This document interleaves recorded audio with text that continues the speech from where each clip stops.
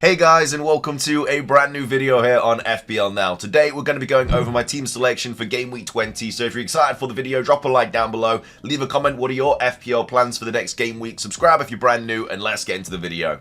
So, starting things off, a quick recap of Game Week 19, because obviously I'm recording this after the Arsenal and the Brentford game that happened a couple of days ago. Finished on 72 points. I did have two players playing from that game in Gabriel and Raya. Even though the XGC was like 0.26, they did unfortunately concede a goal, meaning that I only got 4 points from those two players. Could have really done with a clean sheet there because it would have pushed me to like 80 points. And the game week would have been a little bit better, but no, a bit of a rough game week. I didn't own a lot of the big kind of players this week in Trent and Hall and Wood and stuff like that. So it really hurt my game week. It's not a massive red arrow though. I went from like 180k to 236k. Finished on 72 points. The game week rank of 4.2 mil definitely makes it look a lot worse. But yeah, the red arrow wasn't as bad as it could have been. But either way, Raya in goal with 2 points. Colwell with 0 points. Gabriel with 2 points. Robinson with 4 points. And Munoz with 2 points as well. So yeah, no clean sheets at all this week. Robinson picking up the only sort of return with that assist. So really happy to be able to rely on him. But yeah, not great from the back line at all in the slightest this week. In midfield, obviously Salah with the 32 points. Palmer also blanking. And then Rodgers with the 11 points. So all good with that. And then up top, João Pedro picked up 9 points. Cunha picked up a point, and then Isaac picked up 7 points as well. On the bench, Mbeumo was 7, Kirkez with 1, and then Bruno Fernandes was, of course, banned from playing that game because of the red card, so he picked up 0. The decision between João Pedro and Mbeumo, I did make the right decision in playing João Pedro, but yeah, should have just played Mbeumo as well. This is just a bit of a kind of wake-up call to just always play attackers over defenders. I decided to go with Munoz instead of Mbeumo this week. I mean, they did have the great fixture. Maybe I should have played Mbeumo instead of Gabriel or instead of Cole or something like that. But yeah, at the end of the day, wasn't the right decision. But yeah, 72 points. Pretty rough game week, but we'll move on. So let's take a look at the team selection for Game Week 20. I really don't like how the team looks this week. I have already made one transfer because there were supposed to be price changes last night that didn't really come through, so didn't really have to make the transfer, but I did it anyway. But either way, let's take a look at the team. So in goal, we do have Raya, who's got Brighton away. Not the greatest fixture. I don't think they'll keep a clean sheet, but I'm obviously can't play Ward at home away to Villa, should I say, so I have to play Raya. At the back, we've got Kirkez, who's got Everton at home, Gabriel, who's got Brighton away, and then Robinson, who's got Ipswich at home. So all in all, I'm expecting a couple of clean sheets in the terms of Kirkez getting one and Robinson getting one. You know, Everton don't like scoring goals. And then Ipswich at home, I feel like Robinson, that's a really good fixture for him to attack. Gabriel maybe gets a bullet header, but I'm expecting 2 clean sheets. I really need 2 clean sheets as well because obviously I don't own Trent, I don't own Lewis Hall, and these are players that can haul at any time. So yeah, really need Kirkez and Robinson to do something, and then maybe Raya saves, I don't know, a penalty, but then João Pedro kicks it back into the net. Who knows? But either way, that's the back line and the goalkeeper. In midfield, I've got Mbeumo, who's got Southampton away. Salah, who's my captain, who's got Man United at home. Palmer, who's got Palace away. And then Bruno Fernandes, who's got Liverpool away. So obviously, I'll talk about transfers later on in the video. But this is why I'm a little bit like, do I just bite the bullet and bring Trent in this week, even though I've got Bruno Fernandes, who's basically playing him? Because it just seems a little bit counterintuitive, because if I bring in Trent, I need the clean sheet, but I'm also playing Bruno Fernandes, who needs an attacking return. So obviously they both could get attacking returns, but at the end of the day, I think I may as well just hope that United get like a lucky penalty or something, because I think Liverpool will absolutely dominate them. I think that they will lose by a considerable amount. I think it could be like a 3-4-0 scoreline, really. But you never know. At the end of the day, Bruno Fernandes could get a lucky assist or a lucky penalty or something. Fingers crossed. And they might go like 1-0 up or something and then lose like 5-1, which I'm fine with, as long as Bruno gets the attacking return and Trent doesn't get anything. But that's the midfield. It looks all right, to be fair, on paper, barring Bruno Fernandes. I think I'd much rather own like Gordon or somebody like that. I think that was just kind of the direction to go. Bruno Fernandes does have Southampton the week after, though, so I'm kind of just have to deal with that, but I would absolutely love Gordon instead at this point, and he's cheaper as well. But that's the midfield, and then up top we've got João Pedro, who's got Arsenal at home, Wood, who's got Wolves away, and then Isaac, who's got Spurs away. So yeah, I mean, there's a couple of issues this week. Obviously, João Pedro playing my double Arsenal defence. It was the same thing with Mbeumo on my bench last week, who I didn't decide to play and then went and scored.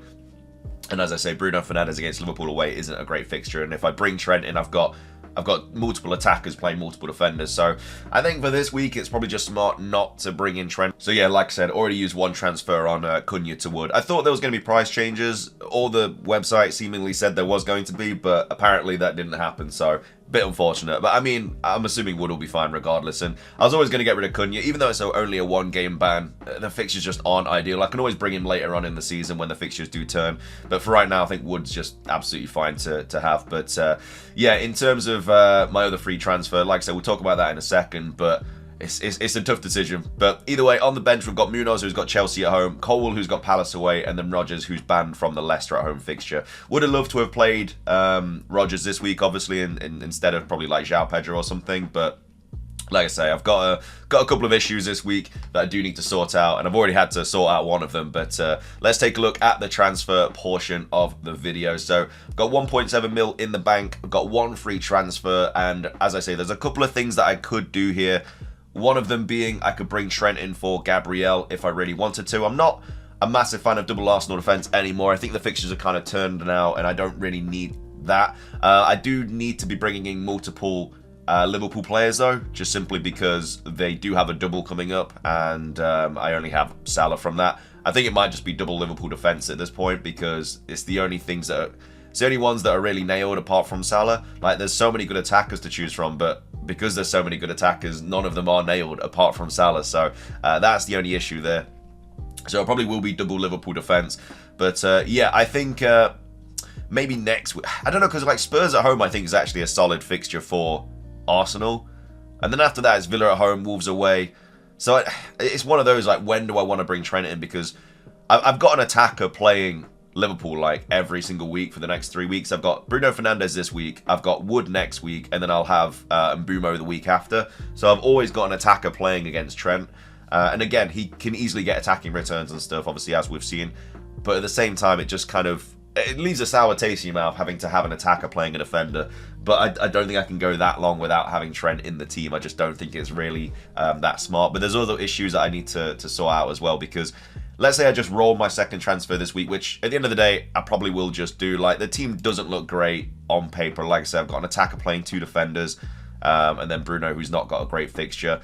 It just is what it is. Might just have to take the red arrow again this week so I can kind of sort my team out going later on. But I mean, I could play four defenders instead of João Pedro this week if I wanted to, play Munoz, which, you know, doesn't really help me out because I've still got Palmer playing him. But at the end of the day, maybe it's only one attacker against the defender instead of one attacker against two defenders. But anyway, as I was saying, yeah, so after this week, I'll kind of probably want to get rid of Kirkes and bring in Hall, because obviously Newcastle's fixtures get really, really good and Bournemouth's fixtures are really bad. So that's definitely a transfer that I'm 100% locking in next week.